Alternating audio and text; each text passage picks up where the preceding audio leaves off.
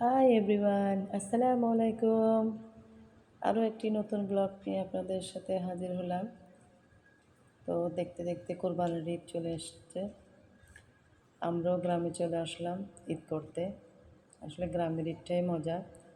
বাচ্চারা অনেক অনেক মজা করে গ্রামে আসলে। তো আমার একটু ঝামেলা হয়ে যায়, আমরা যেহেতু এখানে থাকি না।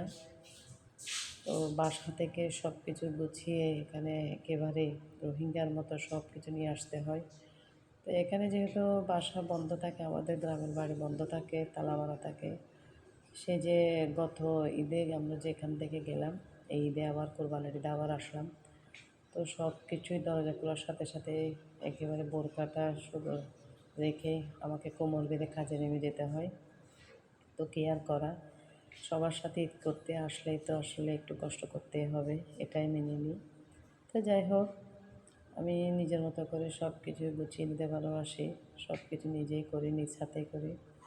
তারপরেও একটু কষ্ট তো হয়, যেহেতু আমার দুইটা ছোটো পিচ্চি আছে। তো পিচ্চিদেরকে সামলিয়ে সব কাজ করতে হয়। বড় দুটো আছে, ওরা তো আর কাজ করে না, মোবাইল নিয়ে থাকে সবসময়। ওরা ওদের পড়ালেখা এখন মোবাইলে হয়ে গেছে, কি আর কাজ করবে।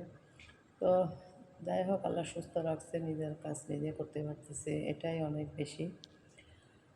তো আমি আসলে এখানে যে দেখতেছেন রুটির খামি, তারপরে রুটি বেলা শুরু করে দিয়েছি। তখন রাত বাজে 8টা প্রায়। তো 8টা থেকে শুরু করে করে আমি প্রায় 11টা পর্যন্ত এই রুটি কাজ করা হয়েছে আমার। এর ফাঁকে আমার বড় মেয়ে যে চা দিছিল, একবার চাটা খাইছিলাম। খুবই মাথা ব্যথা করতেছে।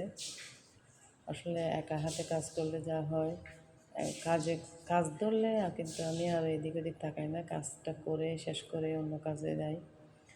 তো ফাঁকে ফাঁকে কাজের মধ্যে কিন্তু মেয়ে এসে আমাকে এটা ওটা দিচ্ছে। তো এরপরে বলতেছে আম্মু আম খাবে, আবার ফ্রিজ থেকে আম কাটলো। আমটা আবার সবাই মিলে খেলাম। তখন বাজে প্রায় রাত 10টা। তো আসলে মেয়েরা বড় হলে আসলে মায়ের অনেক কাজে লাগে, এটা ঠিক কথা। তো আমার ছোট্ট দুটো পিচ্চি আছে, ওরাও আম খাচ্ছে। আসলে ঈদের আগের রাত, তো ঘুমানো হয় না, প্রায় 2টা বেজে যায়। তো এদিকে আমি এগুলো সেরে রুটি করতে চলে আসলাম। রুটিগুলো একটার পর একটা পুড়ে আবার রেখে সবগুলো ঠান্ডা করতে দিচ্ছি। আসলে এভাবেই করে আসলে আমাদের ঈদটা কাটে, কোরবানির ঈদের আগের রাত। তো এরপরে পেঁয়াজ আদা রসুন এগুলো সবাই বাচ্চারা মিলে কাটতে বসে, ছিলতে বসে, সবাই মেহেদি পড়তেছে কেউ কেউ। এগুলো নিয়ে আসলে ঈদের আনন্দটা হয়। বাসার মধ্যে তো হয়তো মাংস নিয়ে গেল আর মাংসটা রান্না করলাম, এটাই ঈদ। কিন্তু এখানে আসলে যেটা হয় যে গরু নিয়ে ওরা একটু মজা করে।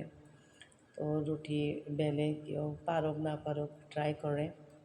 এগুলোতে আসলে আনন্দটা খুঁজে পাই। এদিকে আমি সবগুলা রুটি একটার উপর একটা দিয়ে সবগুলা কিন্তু আমি এভাবে করে গুছিয়ে রাখি। তো আমার ফার্স্ট ব্লগ যারা দেখেছেন, এটা হচ্ছে আমার চিটাঙের বাসায় করা। চিটাঙের বাসায় সব কিছু কথা বলছিলাম, অনেকেই হয়তো বুঝতে পেরেছেন, বাসাগুলো অনেকে হয়তো বুঝেন নাই। তো আসলে আমি যেহেতু চিটাঙের মেয়ে, আমার ফার্স্ট ব্লগটা আমি চেয়েছিলাম চিটাঙের বাসায় করি। তো এ কারণে, আসলে অন্য কোনো কারণ নেই। তো আসলে ব্লগ তো আসবে, একটার পর একটা আসবে। আপনারা আমার ব্লগের কোনো একটা অংশ যদি একটু হলেও যদি ভালো লেগে থাকে, তাহলে প্লিজ একটা লাইক দিতে ভুলবেন না। আসলে ছোটো থেকে তো মানুষ বড় হয়, ভুল ত্রুটি থাকে মানুষের জীবনে। তো ভুল ত্রুটিগুলো ক্ষমা দৃষ্টিতে দেখবেন।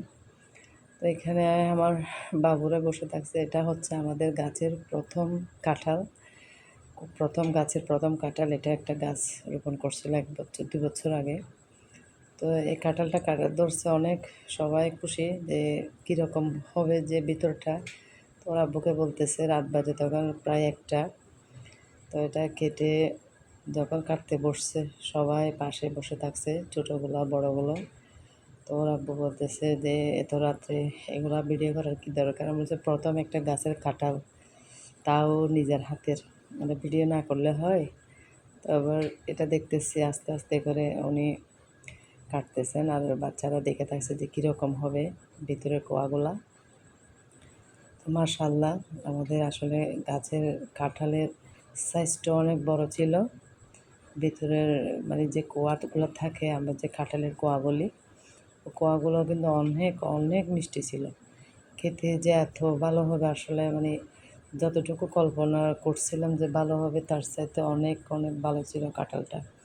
তো আলহামদুলিল্লাহ, একটা গাছে নিজের হাতে যে রোপণ করে ওঠার ফল খাওয়াটার আনন্দটাই আলাদা, এটা আসলে বলে বোঝানো যাবে না। তো আমার হাজব্যান্ড একটা একটা করে কোয়া বের করতেছে। তো বের করতেছে ঠিক আছে, কিন্তু ওই কোয়াগুলার যে বাটি নিয়েছে, বাটিতে রেখে যে কয়েকটা রাখার উপায় নেই। সবাই ওখান থেকে মানে একটা একটা করে নিয়ে ফেলতেছে। যে কাঁঠালের কোয়া দেখে সবাই অনেক খুশি। তো এরপরে আমার তাইবা আসছে, তাইবা বসছে, বসে জিজ্ঞেস করতেছে যে আব্বু ওগুলার থেকে কী বের হচ্ছে, ও তো ছোটো এখনও বোঝে না।